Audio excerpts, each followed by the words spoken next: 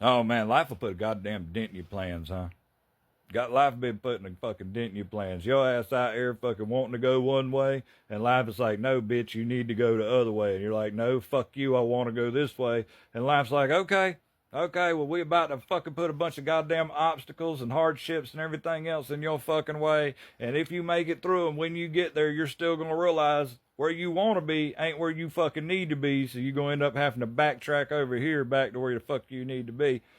See, a lot of us, and I'm gonna use an example. What we fucking want looks like a beautiful butterfly, and we're trying to fucking catch it. This motherfucker's flying around all sporadic. We get off the trail. We're focused on this beautiful butterfly that we want. We're chasing this motherfucker through the fields and the woods and everything else, trying to catch it to achieve what our ambition is leading us towards, what our drive is pushing us towards. You know, we're trying to get what we seek because that's what we want. That's what our hearts and our minds and everything's set on. And we're chasing this beautiful butterfly, trying to catch up to it so we can succeed at having it.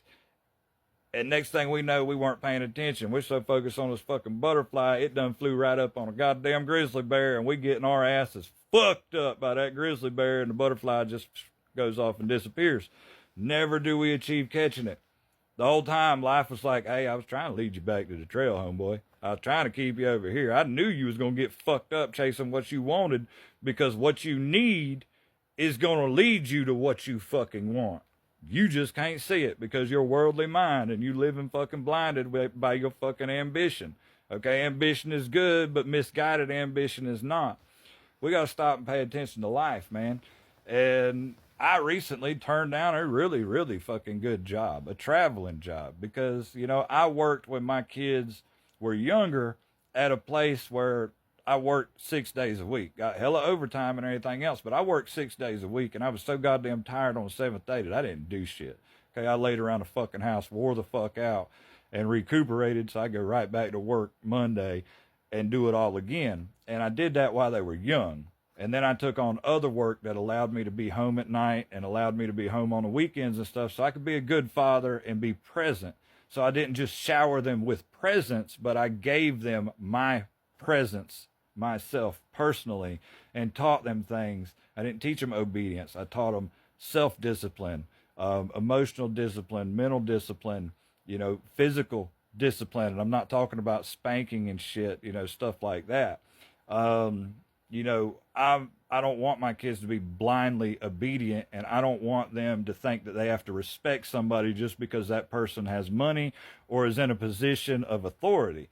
Fuck that, okay? Your position and your finances don't entitle you to respect. Your character, your principles, and how you fucking treat other people, what you put into the world, is what earns you. It's not an entitlement, it's what earns you respect. And I wanted my kids to know that.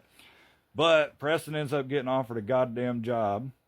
Same job I was offered, but he gets a little less pay because he's not experienced. But he's 18 years old, fixing to go out on the fucking road for weeks at a time, not being home, working for $19 an hour. Good first job for him. Industrial lighting, good first job. He'll be working with his grandfather and everything, so that's great for him. Jaden is up in the mountains taking care of my mama right now, and then when she comes back, she's going to be here for like a week, and then she's running off again. She's 16, but I told her, you know, I've taught you everything you need to know. You're an awesome young girl. You know, you got good values, good morals, good principles, a sound mind. You're very intelligent and talented. I know you're going to be okay. As long as you keep your homeschooling up and you don't drop out and shit, I'm fine with it. Well, then my youngest son, he's like, well, hey, look, all my siblings are hauling ass and shit. I love you, Dad, but I've been here forever. I ain't got out much. I ain't experienced life much. I know I'm 15, but I want to go up there and have a relationship with my uncle in the mountains because I never get to see my cousins. I never get to see, you know, my uncle, grandma, any of them. He said, I'd love to go up there to the mountains, and I'll continue to do my schoolwork. Since I'm homeschooled, I could take it with me, and I'll get on the computer. I'll do my homeschool there and make damn sure that my homeschool's caught up on and I'm doing what I'm supposed to do and making good grades. But I'd really love to be able to go to the mountains and hang out with the family and stuff since we live so far away. And it broke my heart. It broke my heart because here I'm being selfless and turning down everything so that I can maintain a relationship with my kids for the next 3 years as they all grow up to be 18 and move out, I wanted that last few years with my kids. And life was like, fuck no, motherfucker. You've been selfless long enough. It's time to be selfish. Let your kids go do their goddamn thing, and you focus on you and your ambitions and what the fuck you want to do. We cleaning house. We sending the babies off, and you get to do what the fuck you want to do while they go gain life experience and get to hang out with their family and have the relationships with their family that they never had. And you know what? I fully support it. Even though it breaks my heart, I'm kind of leading up to pre-empty nest syndromes and stuff, going a little bit crazy, preparing myself. But it's good. You know, they need to have those relationships with their relatives and their family. It'd do my son a lot of good, you know, my youngest one, to be able to go trout fishing and hang out with his Uncle Tommy.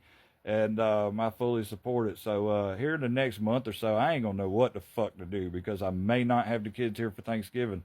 I may not have them here for Christmas. I'm going to be a fucking mess.